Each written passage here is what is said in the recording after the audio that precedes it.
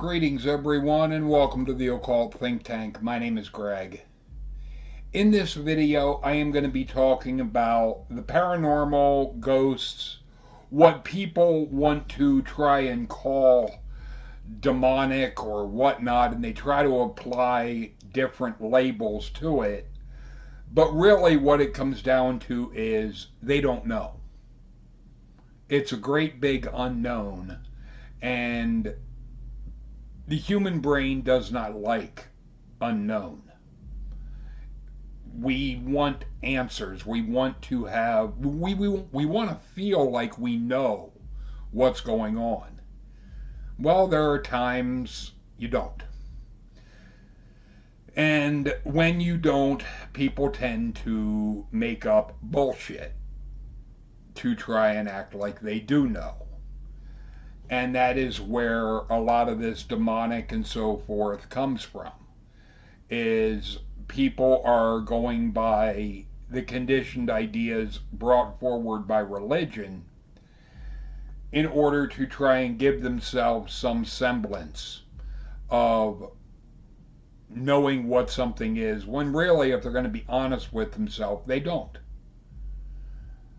Now, you can't really see too well the knickknacks and so forth I have behind me. The thing is, I did bring one of them close enough so that you can see it's a gargoyle. It's a little figure. That one I had gotten in Texas, along with the other two that are back there on either side of that quartz skull. The quartz skull I had gotten my first year with the National Guard.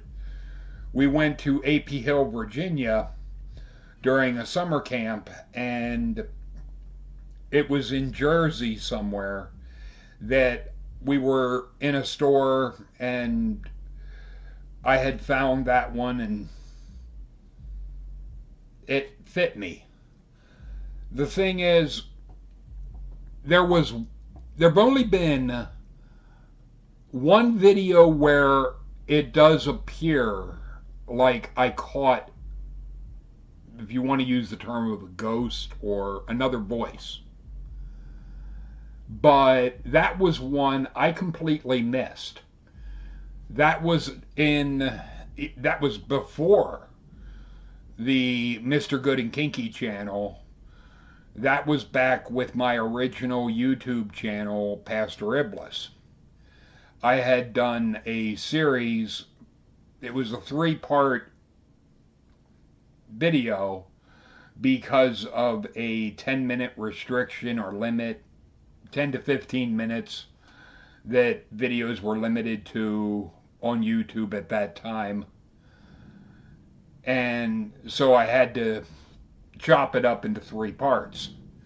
Well, it was during part 2 that I had recorded that before Vicky and I were together, but the comment that brought it to my attention came after her and I were together. I'm going to play part of that for you so you can hear it.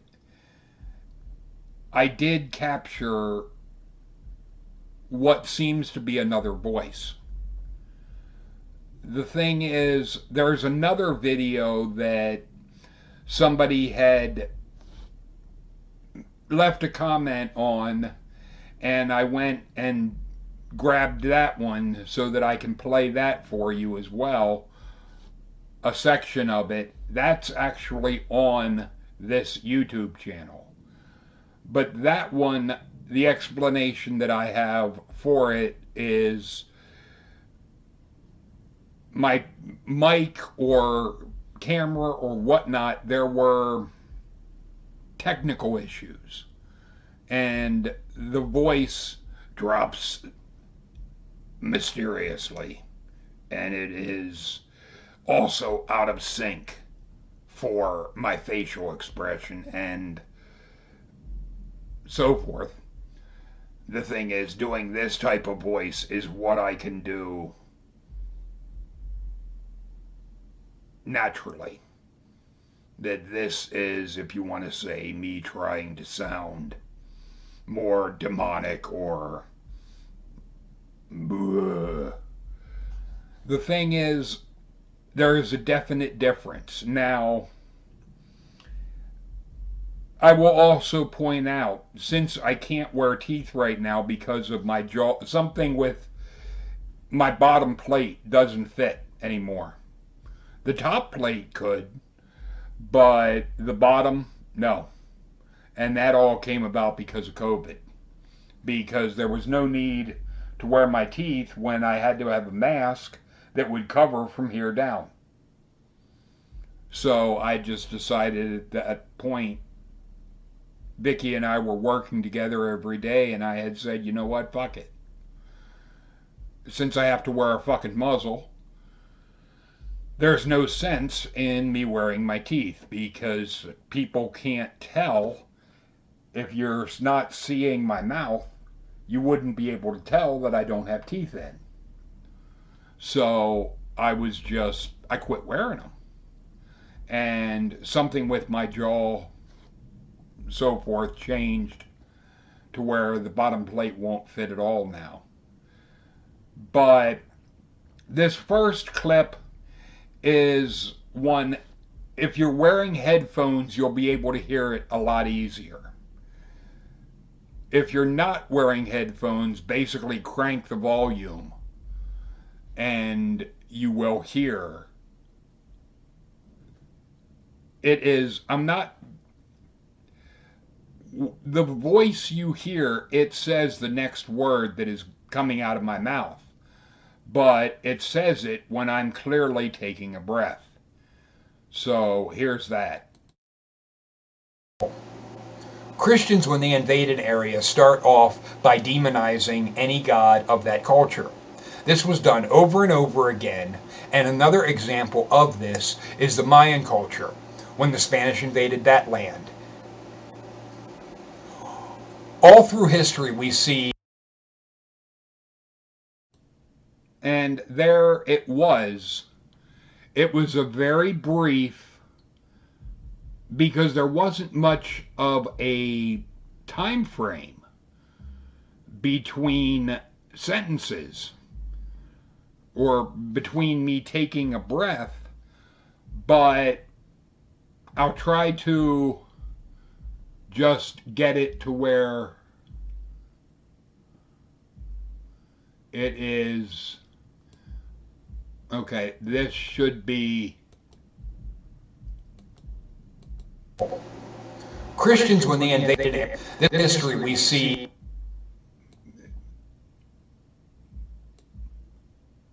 is the Mayan culture, when the Spanish invaded that land. All through history we see... But that's basically all that is whatever I picked up, it had said the next thing that I was going to, which is all. But this next one is really weird. But this I attribute to more of a camera to mic glitch. But here's that.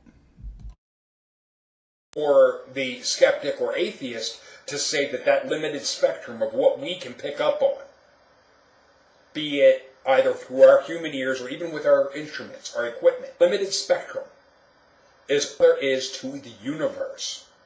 I think that's extremely arrogant. I want evidence of what would be termed an afterlife or an energy life or whatnot that would transcend physical. I want evidence to support this hypothesis that I have. But there is nothing that would say that there would be any type of torture. Because I do feel if there would be a source or cosmic consciousness or all that is, it wouldn't be malevolent. It would be benevolent. It would be something that loves unconditionally. And the term unconditional is something that Christians really need to get the definition of. And to be clear on in their own head. Because it means without condition. You can't say your God loves unconditionally so long as you meet this condition. That makes it conditional, not unconditional. Unconditional means without condition. I love my girlfriend unconditionally. There is nothing that she has to do to earn my love or to be worthy of my love. I love her as a default position. It is unconditional. Nothing she can do would make me stop loving her. There are things that I can no longer live with you. I can no longer abide in the same area, but I would still I would still love her. The love is unconditional. There are things that people can do that you can be... I simply can't tolerate that. I can't have that. Basically, the idea of if somebody wants to be abusive to you, you can be saying to them, I don't need to put up with this. I don't need to be abused. I don't need to subject myself to your abuse. That the love that you have for them could still be there, but be one of, because of this behavior, I can't be around you. And that is what the Christian God is displaying. It is displaying a behavior that even if it would exist, I would have to say, morally and ethically, I have to oppose you because of this behavior. Because you're doing this. Because you go along with this. Because this is your nature. I have to oppose you. Because that is my nature. There are times I can, when provoked, when pushed, I can come across as very malevolent. But at my core of who I really am, when I'm not, to use the term, backed into a corner type of thing, I'm benevolent. Now, I find it interesting to a bit strange that the audio glitched precisely at the moment where I had said that when provoked, I could come across as malevolent. That is, the timing of that is really weird. I will not deny the timing of it is fucking perfect. I could not have done that better if I had tried. However, I didn't do that. That was, and I found earlier, that's why I played a longer clip, because the voice change happens about a minute and a half to 2 minutes before the other one. But it doesn't stay for very long. And it does seem like it was the camera or camera and mic slowing up. But the second one, it's just the timing of it that is really peculiar. And it can seem, and people could easily reach the conclusion that there was a conscious mind behind it. It wasn't mine. I can guarantee that. And that the voice, I think it was my voice, just with the audio slowed up. There's also people want to try and act like a voice that is deeper like this is somehow demonic. What about people whose natural voice is more like this? That their natural speaking voice is more of a guttural to gravel type of voice. Do you automatically assume when that person is talking that they're evil? It really, it seems like a stereotype and a characterization that is simply bogus, and that it is based on personal bias. Now, there were weird things that happened in the house with Vicky and I. We had lived in multiple houses over the years, but there was one point I had found a black rock, and I think I may have even shown it in a video, I don't remember. But it was a black stone that meant nothing to me. But when Vicky saw it, she freaked, because she said to me that that was something she had given to her mother, and her mother had died before her and I got together. It was something that I had kept it at my computer, and after one move from an apartment to a house, it got lost again. And now I have no idea where it would be. The thing is, there have been, and when we were living together, we couldn't keep silverware in the house. I would buy brand new silverware. We'd have it for maybe a few weeks, and then 90% of it would vanish. We'd never find it. I don't know. And that is the best answer I can give as to what the fuck is I don't know. There was one point I had gotten an ice cream scoop that had the handle was heated so that it would make it easier to scoop ice cream. And there was one point I had asked Vicky, where the hell's the ice cream scoop? And she was, I haven't seen it.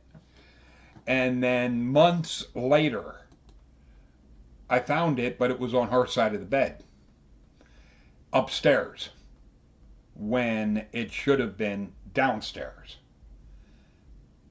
I didn't understand it. She was just, I don't know.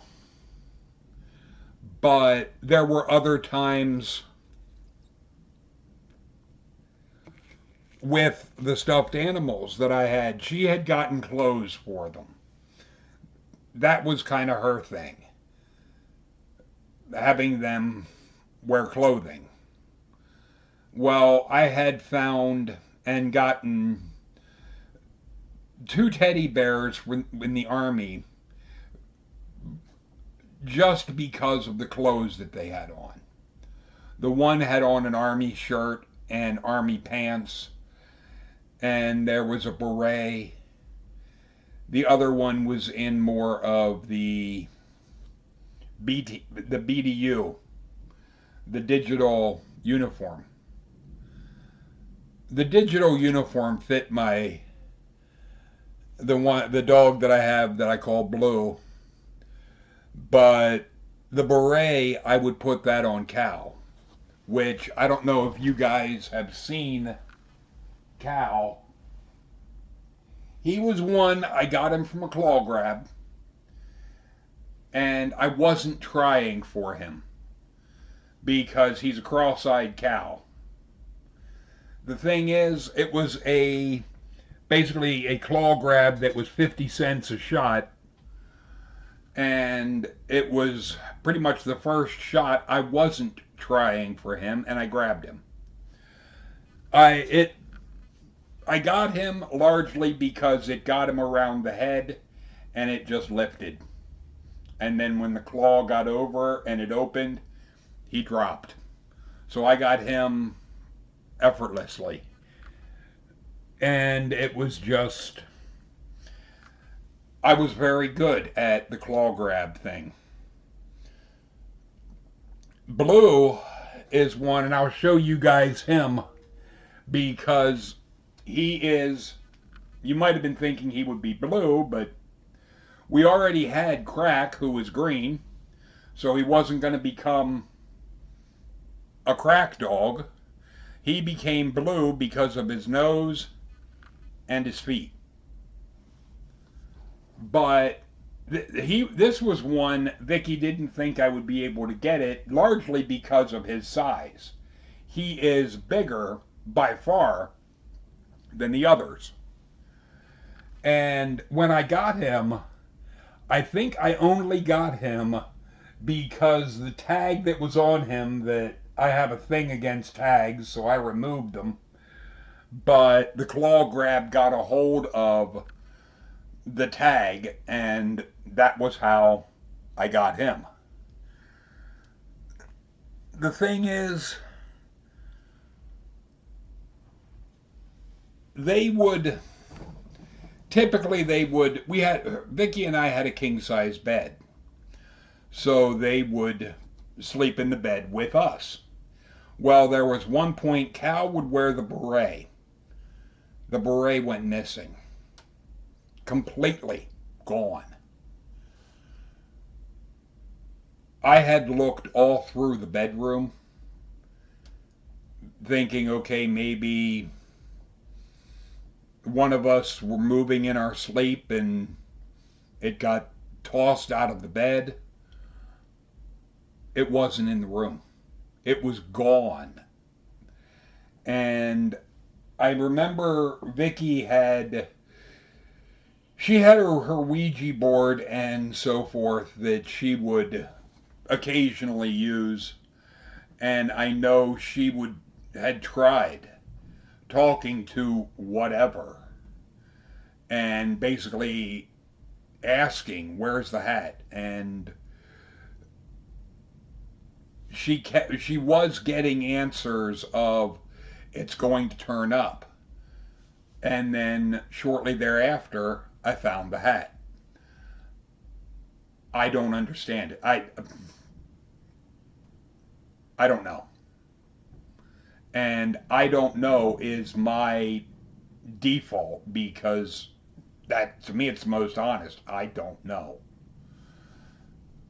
But the aspect of an afterlife, is it possible? I won't rule it out. Now, one thing I did say to Vicky was basically the idea, I knew she was going to die before me because of all the health issues that she had and having had a kidney transplant and so forth. It was pretty much inevitable that she was going to go before me.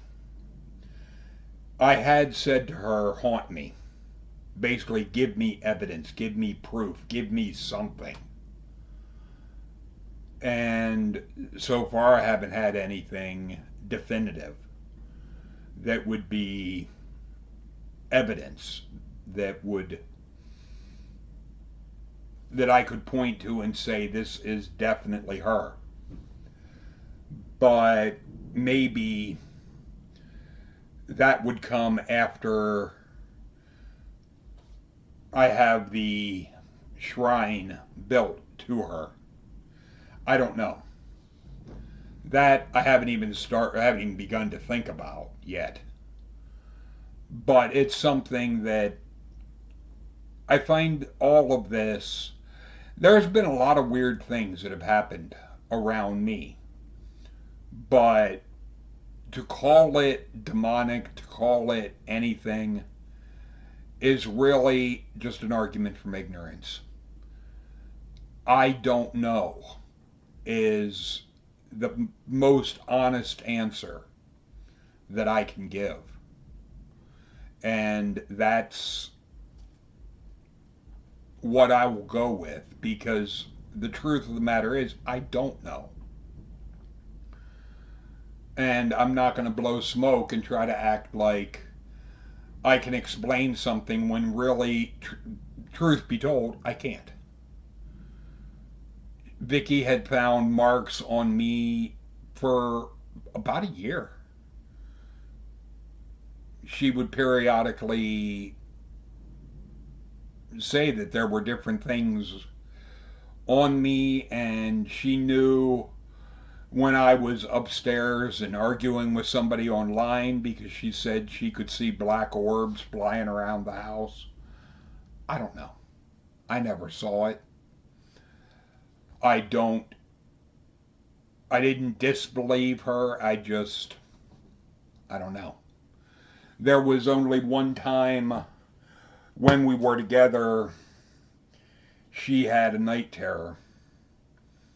And it was one that it definitely got my attention because I was at my computer and I heard her scream.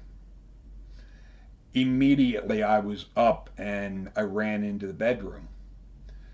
And she had just woke up and she was very shaken and very upset. And it was something that it bothered me that she had something scare her like that. The thing is, especially when she described it and it fit a character that I had written about years and years before. It was one that, and I had never described it to her. And she described it to me. And it was one I knew exactly the character she was talking about. And it bothered me because it made me, what I felt like was whatever it was using her to get to me, because I could have dreams of characters like that and it would not faze me. I've had weird to almost violent and downright violent dreams. Like when I was on Chantex, or another, it wasn't violent dreams, but it was more one of, she had Ambien to help go to sleep, and at one point I took one and there was a radiator beside our bed, and I had said about before I fell asleep I saw dancing radiators. It looked like the radiator was dancing. It was wicked. It was wild.